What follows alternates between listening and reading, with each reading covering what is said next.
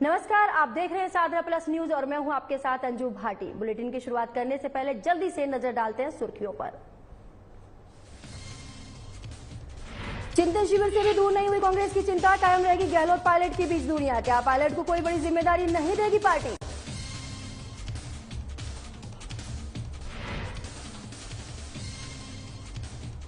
महेश जोशी के बेटे की बढ़ रही है मुश्किलें, रोहित जोशी की तलाश में जयपुर पहुंची दिल्ली पुलिस। 18 मई को पूछताछ के लिए भेजा समन।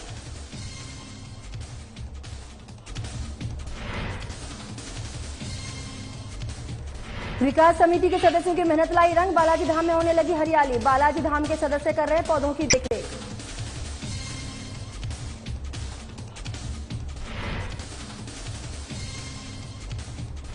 हनुमानगढ़ में डिग्री वितरण समारोह का आयोजन, छात्राओं ने दिया बेटी बचाओ बेटी पढ़ाओ का संदेश। वक्ताओं ने शिक्षा के महत्व पर डाला प्रकाश।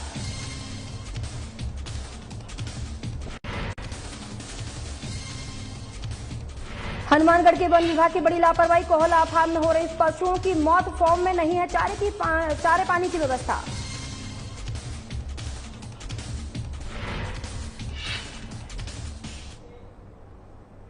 जयपुर से एक खबर सामने आ रही है जहां पर शर्मसार कर देने वाली खबर सामने आई है, जहां पर 11 साल की मासूम बच्ची के साथ रेप किया गया है। आपको बता दें, जयपुर से शर्मसार करने वाली खबर सामने आई है जहां पर ट्यूशन के लिए घर दिखाने के बहाने हैवानियत की हद को पार कर दिया है। बालिका को घर के पास छोड़कर आरोपी हुआ फरार। बालिका ने घर पहुंचकर मां को बताई पूरी बात। परिजनों ने थाने में दर्ज करवाया पूरा मामला। अजय शर्मा पर दुष्कर्म का लगाया गया आरोप। घटना के बाद से आरोपी फरार चल रहा है। आरोपी की तलाश में जुटी हुई है पुलिस। आपको बता दें, जयपुर से शर्मसार कर देने वाली खबर सामने आ रही है जहां पर ट्यूशन के लिए घर दिखाने के बहाने हैवानियत को अंजाम दिया गया। 11 वर्षीय मासूम बच्ची के साथ शिक्षक ने हैवानियत की हदें जो वो पार कर दी है। बालिका को घर के पास छोड़कर आरोपी फरार हो गया है। आपको बता दें, बालिका ने घर पर पहुंचकर मां को ये पूरी बात बताई, जहां पर परिजनों ने थाने में ये पूरा मामला दर्ज करवाया है। अजय शर्मा पर दुष्कर्म का आरोप लगाया गया है। अजय शर्मा पर दुष्कर्म का आरोप लगाया। घटना के बाद से आरोपी फरार चल रहा है। आरोपी की तलाश में जुटी हुई है पुलिस। इसी खबर पर ज्यादा जानकारी के लिए हमारे साथ ब्यूरो चीफ पूजा जोशी हमारे साथ जुड़ गई हैं। 11 साल की मासूम के साथ ये घटना घटित हुई है, क्या है पूरा मामला? जी अंजू, मैं आपको बताना चाहूंगी कि यह करगनी थाना इलाके का मामला है, जिसमें 11 वर्षीय मासूम बच्ची को पास में ही रहने वाले एक युवक ट्यूशन के बहाने ले गया और युवक ने मासूम बच्चे से कहा कि मैं तुमको ट्यूशन पढ़ा दूंगा और तुम चलकर मेरा घर देख लो। इसके बाद युवक एक सुनसान मकान पर उस मासूम बच्ची को ले गया और दुष्कर्म की वारदात को अंजाम दिया। इसके बाद मासूम बच्ची को घर के बाहर भी छोड़ गया। बच्ची ने जब परिवारजनों को ये आपत्ति बताई, इसके बाद परिवारजन ने मामला दर्ज करवाया और मामला दर्ज होने के बाद से आरोपी फरार चल रहा है और पुलिस द्वारा कोशिश की जा रही है कि मोबाइल लोकेशन व फोटो के आधार पर आरोपी जल्द से जल्द गिरफ्तार हो जाए। जी अंजू। पूजा जी, बात बच्ची की है तो प्रशासन की तरफ से क्या ठोस कदम उठाए जा रहे हैं? जी अंजू, आपको बता दूं कि आरोपी को जब मतलब कि मामला दर्ज करवाया है, उसके बाद से ही पुलिस आरोपी को ढूंढने में लग गई है। और इतना ही नहीं, मैं आपको ये भी बताना चाहूंगी कि जो आरोपी है वह निजी स्कूल में शिक्षक है। पुलिस के द्वारा जगह जगह टीम गठित कर दी गई है ताकि आरोपी को जल्द पकड़ा जा सके। जी अंजू। पूजा जी, तमाम जानकारी देने के लिए आपका बहुत बहुत शुक्रिया। रुक करते हैं खबरों की ओर। मुख्यमंत्री अशोक गहलोत और कांग्रेस प्रदेश अध्यक्ष गोविंद सिंह चिंतन शिविर के पहले दिन तो बतौर मेजबान शिविर में दिखाई दिए। दोनों ने कांग्रेस के नेताओं को संबोधित भी किया, लेकिन दूसरे दिन कहीं भी गहलोत और डोटासरा भी शिविर में पहली पंक्ति के नेताओं में नहीं थे। आपको बता दें कि 2018 के चुनाव में पूरे राजस्थान में गहलोत और पायलट ने 7 सभाएं की थी। यही वजह है कि कांग्रेस सत्ता तक पहुंच पाई। राजनीतिक विश्लेषकों ने इस बात का जिक्र भी किया कि मोदी के मुकाबले दोनों नेताओं ने ही अपने दम पर कांग्रेस को सत्ता तक पहुंचाया था। दोनों के बीच दूरियां कम नहीं हुई तो इस चिंतन शिविर में चिंता के कोई मायने नहीं रह जाएंगे। चिंतन शिविर से पहले और बाद में सचिन पायलट के बयान तो सामने आए हैं, लेकिन आला कमान ने इसे लेकर अब तक कुछ भी नहीं बोला है। इस बीच सचिन पायलट पार्टी के अहम नेता होने के बावजूद चिंतन शिविर शुरू होने से लेकर तमाम कमेटियों के बैठकों तक में कहीं भी कैमरे के सामने दिखाई नहीं दिए।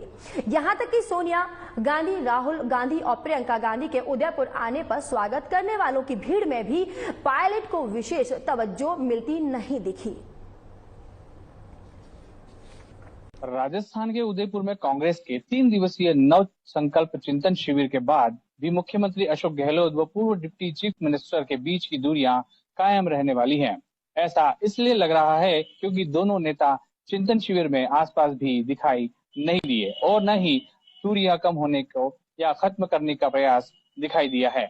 पार्टी नेताओं के बीच कुछ भी बयान इस बात की पुष्टि करता है कि जैसे राजस्थान में नेतृत्व परिवर्तन नहीं होगा, मुख्यमंत्री अशोक गहलोत के ही नेतृत्व में अगला चुनाव लड़ा जाएगा। ऐसे बयानों से ये संकेत मिल रहे हैं कि सचिन पायलट को पार्टी कोई बड़ा जिम्मेदारी नहीं देने वाली है।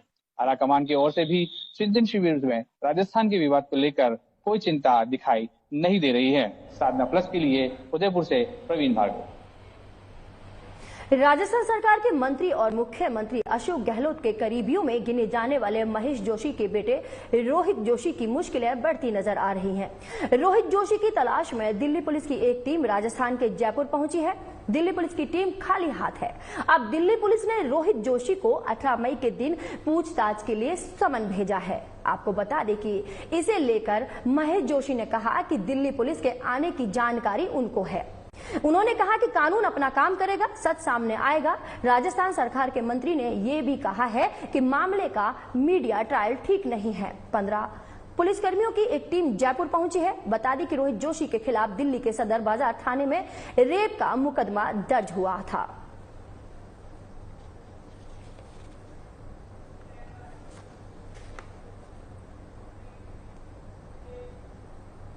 हनुमानगढ़ के वन विभाग का कोला फॉर्म है, जिसकी सैकड़ों बीघा जमीन है, जिसमें 700 आवारा पशु हैं, जिसमें पशुओं को समय पर पानी, चारा आदि नहीं मिलता है, जिस कारण हर दिन प्यास की वजह से पशुओं की मौत हो जाती है। वहीं ग्रामीणों ने बताया कि यहां पशुओं की देखरेख के लिए कोई नहीं है, जिसकी वजह से भूखे प्यासे पशु मौत की भेंट चढ़ रहे हैं।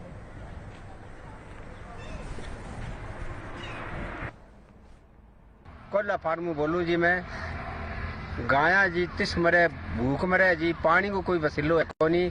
सरकार कोई ये पानी को जो टांगे की गौर करे जी। रोज एक दो गाया मरे जी, तिस मरे जी गर्मी में। भूख मरे, कोई आने कोई भरिया गो, कोई तूड़ी गो, कोई वसीलो कोनी है जी। गाया मरे तिस है, रोज दो तीन गाया कोला फार्म में रोज मरे। खबर हनुमानगढ़ के नौहर से है, जहां स्थानीय नौहर डिग्री महाविद्यालय में आयोजित समारोह में सांस्कृतिक कार्यक्रम और डिग्री वितरण कार्यक्रम का आयोजन किया गया। इस मौके पर महाविद्यालय प्रांगण में महाविद्यालय निदेशक लालचंद बंसल के पिता महावीर प्रसाद धानुका और माता भवरी देवी की प्रतिमा का भी अनावरण किया गया। समारोह के मुख्य अतिथि पूर्व पालिका अध्यक्ष राजेंद्र चचाण थे। समारोह की अध्यक्षता पंचायत समिति प्रधान सोहन ढिल ने की। इस मौके पर पालिका अध्यक्ष मोनिका खटोतिया, एसडीएम श्वेता कोचर, कृषि उपज मंडी समिति के सचिव पंडित विष्णुदत्त शर्मा, माकपा नेता मंगेश चौधरी समेत कई लोग मौजूद रहे। अतिथियों के द्वारा सामूहिक रूप से प्रतिमा का अनावरण किया गया। इस मौके पर महाविद्यालय की छात्राओं ने बेटी बचाओ बेटी पढ़ाओ का संदेश दिया गया। इस मौके पर वक्ताओं ने शिक्षा के महत्व पर प्रकाश डालते हुए कहा कि शिक्षा के बिना मानव का जीवन अधूरा है। शिक्षा हमारी प्रगति के साथ साथ देश की प्रगति में सहायक होती है। तमाम बातें हमने सुनी और यहाँ तक कि उनकी ये जो उदारता है, जिसका यानी कि जो कर्तव्य था उसका जो ईश्वर ने उनको पे किया वापस, उनकी जो तमाम किस्से थे वो हम सबने सुने। यहाँ मैं एक बात और जोड़ना चाहती हूँ कि घर जो होता है वो एक स्टूडेंट की पहली पाठशाला होती है, या ये कहें कि माता पिता जो होते हैं उसके पहले शिक्षक होते हैं। लेकिन घर से बाहर का जो वातावरण है, घर के बाहर की जो दुनिया है, उससे रूबरू कराने का और वहां पर कैसे जीना है, उन चीजों को सिखाने का जो काम करती है ना, वो शिक्षणशालाएं करती हैं। तो ऐसे ही जो कॉलेज या हमारी तमाम शिक्षणशालाएं हैं, वो उन बच्चों में वो संस्कार भरती हैं कि घर के बाहर की दुनिया में कैसे जीना है, कैसे व्यवहार रखना है। छिपाबड़ौद में कई सालों से छिपापुरा बालाजी धाम विकास समिति के सदस्य छिपापुरा बालाजी धाम में हरियाली के लिए पेड़ पौधे रोप रहे हैं। साथ उनकी देखरेख का जिम्मा भी छिपापुरा बालाजी धाम के सदस्यों ने उठा रखा है। वहीं सदस्य हरिमोहन चौरसिया ने बताया कि इस स्थल को पर्यटन स्थल छिपापुरा बालाजी धाम विकास समिति बनवाना चाहती है। हम चारों पांचों भाई कई वर्षों से हमारे पिताजी के समय से यहाँ सेवा पूजा में लगे हुए हैं और पेड़ पौधे लगाने का हमारा मुख्य मकसद है कि पर्यावरण शुद्ध हो। पर्यावरण अगर अच्छा होगा तो बहुत ही अच्छा होगा और प्राकृतिक जो अभी जो आपदाएं आ रही है वो भी नहीं आएगी।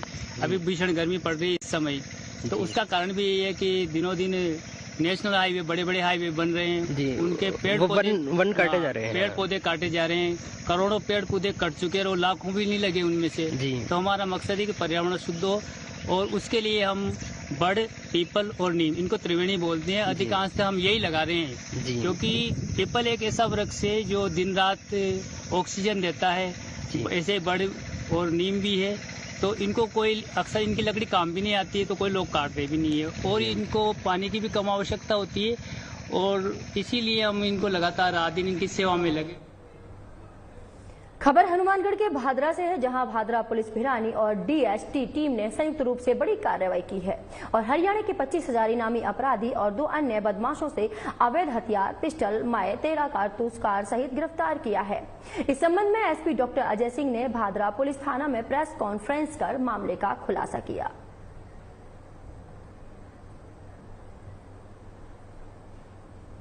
आम सेट में कुछ दिनों से हरियाणा की साइड से कुछ बदमाश प्रवृत्ति के लड़के रेगुलर हमारे यहाँ छोटी मोटी वारदातें कर रहे थे, जिसमें एक शराब के ठेके को लेकर के कुछ विवाद चल रहा था। उस पर मार्च माह में यहाँ फायरिंग की और फायरिंग करके दहशत खड़ी करने का प्रयास किया, जिसमें भिरानी थाने में 84 नंबर मुकदमा दर्ज हुआ।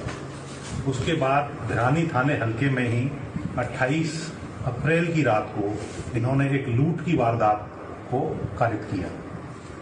इस सब के चलते हमने हमारा जो इंटेलिजेंस का सूचना का नेटवर्क था उसको खड़ा किया, हमारे डीएसटी के लड़कों को मामूर किया और इंटेलिजेंस गैदर करके हमें सूचना मिली कि 14 तारीख को ये जो लड़के हैं ये फिर किसी वारदात की फिराक में आने वाले हैं।